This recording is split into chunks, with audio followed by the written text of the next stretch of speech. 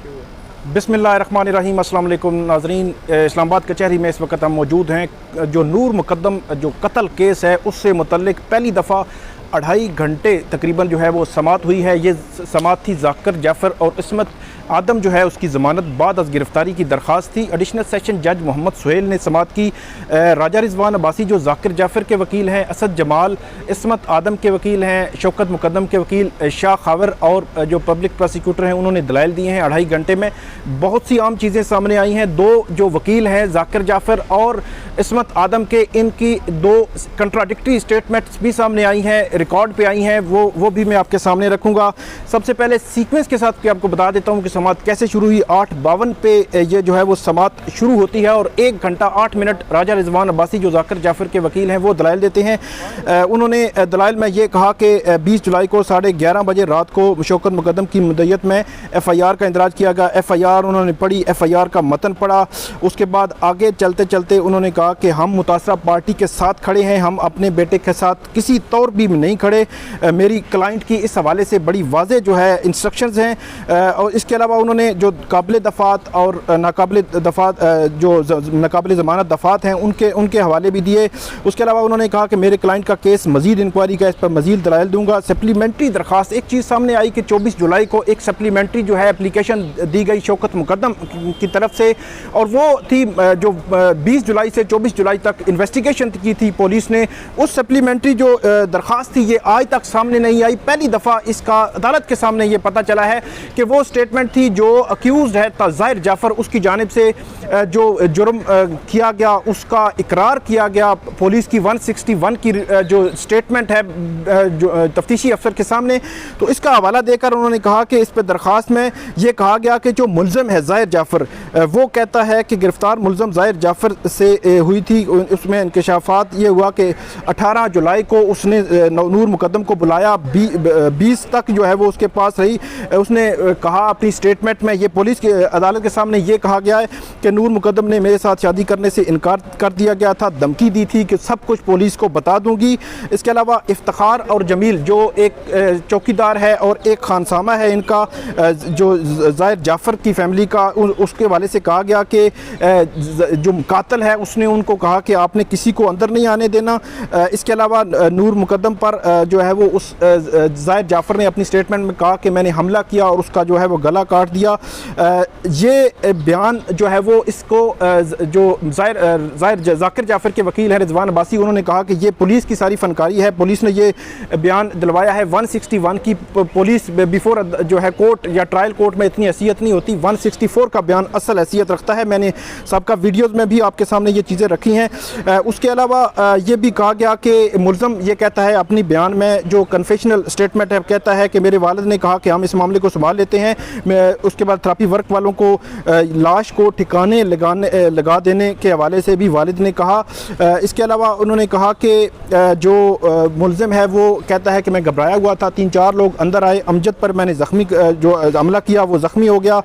नूर मुकद्दम का जो मोबाइल था वो मैंने दूसरे कमरे में छुपा दिया। यार ये सारी स्टेटमेंट जो है वो रिजवान अब्बासी ज़ाकिर जाफ़र के वकील पढ़ रहे थे और उन्होंने कहा कि ज़ाकिर जाफ़र इस्मत ने जुर्म में मदद की और मुलाज़मीन ने इसको छुपाया। ये सारी वो स्टेटमेंट है जो इस शौकत मुकद्दम की 24 जुलाई की दरख्वास्त में, उसके बाद ज़ाकिर जाफ़र और इस्मत आदम को इस केस में जो है वो गिरफ़्तार किया गया था। उसके बाद वकील रिजवान अब्बासी ने कहा कि सबूत के तौर पर मुल्ज़म की तफ्तीश के सामने बयान अदालत के सामने पेश नहीं किया जा सकता। कुछ अदालतों के फैसले के हवाले भी दिए गए कि मुल्ज़म के तफ्तीशी के सामने बयान को सपोर्ट नहीं करते। आगे जाकर रिजवान अब्बासी ने यह भी कहा कि इस सूरत हाल में हाई कोर्ट में प्रोसीडिंग कलअदम करार दी गई थी। माजी के हवाले उन्होंने दिए और उन्होंने ये आगे जाकर यह भी कहा कि मुझे नहीं पता था कि मेरे घर में कोई काम हो रहा है। मतलब ज़ाकिर जाफ़र जो है और इस्मत आदम ये कहती हैं कि हमें नहीं पता था कि हमारे घर में ये जो है वो काम हो रहा है। और उसके अलावा उन्होंने कहा कि FIR कहती है कि बेटी 3 दिन से घर पर नहीं थी, तो क्या मुद्दई ने पुलिस को इतला दी थी। ये शौकत मुकद्दम के हवाले से ज़ाकिर जाफ़र के वकील ने कहा कि क्या मुद्दई जो शौकत मुकद्दम है 3 रोज़ तक जब बच्ची घर पे नहीं थी तो क्या उसने पुलिस के सामने पुलिस को इतला दी, क्या पुलिस को बताया, अगर नहीं बताया तो क्या पुलिस ने उनके खिलाफ कोई कार्रवाई की। उसके अलावा जो राजा रिजवान अब्बासी है उन्होंने ये भी कहा कि कौन सी मालूमात गलत दी, कौन सा सबूत छुपाया, कुछ जो है रिकॉर्ड पर पुलिस जो है वो नहीं ला सकी। माँ बेटे का राब्ता रहना क्या जुर्म है, वो फ़ोन कॉल्स का वो हवाला दे रहे थे। आगे चलकर मैं बताता हूँ किसने किसको कितने बजे फ़ोन कॉल की। उसके अलावा ये भी कहा गया कि कोई रिकॉर्ड और वॉइस रिकॉर्डिंग, मैसेज, व्हाट्सएप, कोई इन्फॉर्मेशन ऐसी नहीं कि वालिदैन को इस मामले का इल्म था जो कुछ जो है उनके घर में हो रहा था।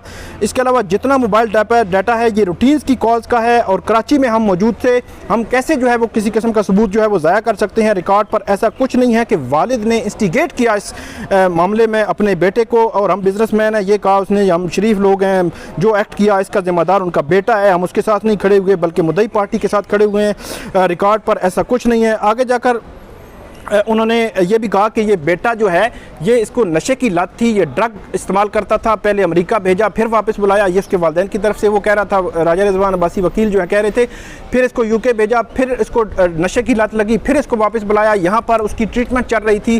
तो इट मीन कि वो कहना चाह रहे हैं कि ये नशा जो है वो करता था, नशे की लत उसको पड़ चुकी थी और मुस्तकिल जो है वो नशा करता था, उसकी ट्रीटमेंट चल रही थी। तो ये इंपॉर्टेंट पॉइंट है जो आगे चलकर ट्रायल में आपको नज़र आएगा कि इसमें कैसी चीज़ें जो है आगे पीछे होती हैं। ये उसके बाद ये भी है कि जो उन्होंने कहा कि इसमें ज़मानत जो है वो हमारी बिल्कुल बनती है, हमारा कोई रोल नहीं है, सिंपल।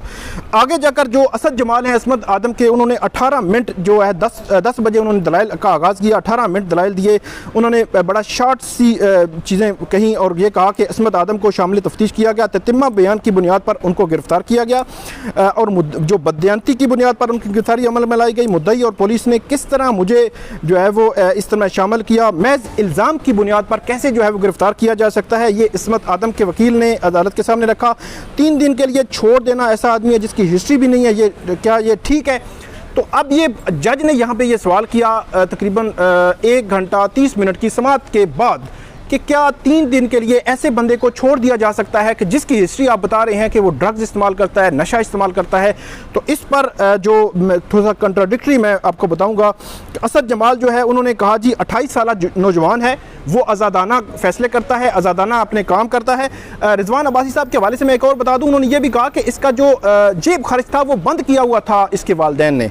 तो असद जमाल साहब ये कहते हैं जी इनके मुलज़म के 2 बहन भाई अमेरिका में हैं, आज़ाद ज़िंदगी ये गुजार रहा था, आज़ादाना फैसले करता है, जेब खर्च की बात है तो इस तरह मतलब आज़ाद था। तो ये जज ने फिर सवाल किया कि जब जेब खर्च भी आप नहीं दे रहे तो आज़ाद कैसा है वो? तो इस मौके पर उन्होंने कहा कि वो इस जो है वो ज़मानत की दरख्वास्त में ऐसी बात नहीं की जा सकती, ट्रायल में ऐसा जो है मामला देखा जा सकता है। उसके बाद कोई नशे का शिकार है तो कोई माँ कैसे जो है इमेजिन कर सकती है कि वो कत्ल कर देगा, ये असद जमाल साहब ने ये पॉइंट रखा। तो कंट्राडिक्टरी ये था कि राजा रिजवान अब्बासी साहब ये कह रहे हैं कि वो नशा करता था, इलाज चल रहा था, जेब खर्च बंद था। असद जमाल साहब जो उनकी इसमत के वकील हैं वो ये कह रहे हैं कि नहीं वो जो है वो आज़ाद था, आज़ादाना फैसले करता था। तो ये कंट्राडिक्टरी चीज़ें हैं दोनों। अब आगे चलते हैं, जो शाह खावर हैं बहुत ही इंपॉर्टेंट उन्होंने चीज़ें सामने लाई हैं इन्वेस्टिगेशन की, पहली दफ़ा रिकॉर्ड में ये चीज़ें आ गई हैं, पहले सारी ज़राए से चलती रही हैं, बहुत इंपॉर्टेंट है, ये सुनते जाएँ आप। इसमें उन्होंने कहा कि जो इसके बयान जो है उन्होंने दिया, अखबार में बयान दिया उसका ठीक है, इनके वालिद और वालदा ने शौकत मुकद्दम ने पुलिस की मौजूदगी में अपनी जो बेटी की डेड बॉडी को देखा, CCTV CDR का रिकॉर्ड इकट्ठा हो चुका है, ये इनको कनेक्ट करता है, मतलब इनके जो वालिद और वालदा असमत और ज़ाहिर जाफ़र हैं इनको कनेक्ट करता है। अगर 100 कॉल जो है एक दिन में हो जाती हैं तो ये कैसे अनहोनी हो सकती हैं, ये कहा शाह खावर जो है शौकत मुकद्दम के जो वकील हैं उन्होंने ये कहा कि ताहिर जाफ़र, ज़ाकिर जाफ़र, असमत आदम, इफ्तिखार, जमील, शौकत मुकद्दम और नूर मुकद्दम के मोबाइल से जितनी भी कॉल्स होती रही हैं इन तमाम की CDR तमाम का रिकॉर्ड जो है अदालत ने निकलवा लिया है, पुलिस ने निकलवा लिया है। आगे जाकर वो एग्जैक्टली बता रहे हैं 20 जुलाई को 6:35 पर वालिद को कॉल की ज़ाहिर जाफ़र ने 1 मिनट 2 सेकंड की, उसके बाद 6:37 पर वालिद को कॉल की, उसका दौरानिया 74 सेकंड था, उसके बाद 6:42 पर उसने अपने वालिद को कॉल की जो 45 सेकंड की थी। रिकॉर्ड के मुताबिक इस वक्त जो है वो कत्ल नहीं हुआ था, लेकिन यहाँ पे आगे जाकर वो कहते हैं कि 7:29 पर कॉल जाती है, 46 सेकंड की ये कॉल थी, ये भी वालिद को कॉल हुई। मुलज़म को जो एक कॉल जो वो कह रहे हैं कि ऐसी हुई कि जब उसने बालकनी से छलांग लगाई तो उससे पहले जो है उसका जो चौकीदार है उसने कॉल की और सारी सूरत हाल उसकी वालिद और वालदा को बताई। और 3 बजे 1055 की एक कॉल होती है जो मुलज़म ने की अपनी माँ को, तो ये बहुत लंबी कॉल थी, ये वो वक्त था जब नूर मुकद्दम ज़ाहिर जाफ़र के पास थी, ये कहा जो शाह खावर जो वकील हैं उनके 3:49 पर असमत अपने शोहर जो है जाकिर जाफिर को कॉल करती है और 2:36 की ये कॉल थी और इफ्तिखार असमत को कॉल करता है 6:41 पर 56 की ये कॉल थी और इफ्तिखार 6:48 पर असमत को कॉल करता है और 71 सेकंड का ये दौरानिया था।